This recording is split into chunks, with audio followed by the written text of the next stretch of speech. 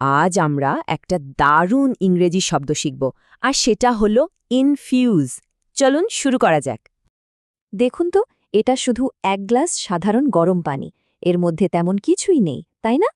আচ্ছা, এই পানিতে যদি একটা টি ব্যাগ দেওয়া হয় তাহলে কি হবে? চলুন তো দেখি।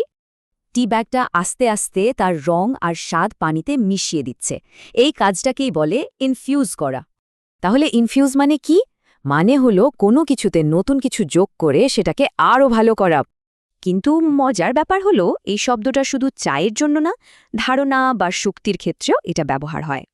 ব্যাপারটা আরও সহজে বুঝতে চলুন রিনার গল্পটা শুনি। ওর স্কুল প্রজেক্টটা খুবই বোরিং ছিল।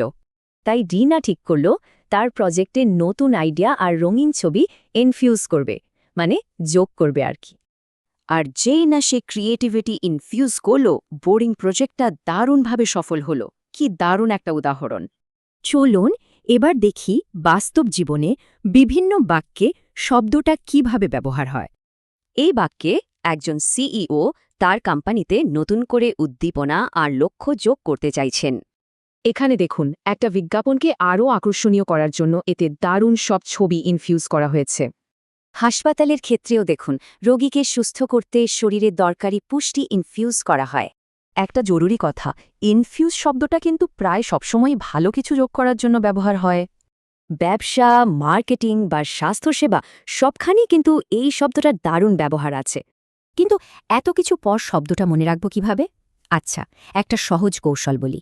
শব্দটাকে এভাবে ভাঙুন, আইএন আর ফিউজ, মানে নতুন কিছু ভেতরে গিয়ে পুরনোটার সাথে মিশে যায়।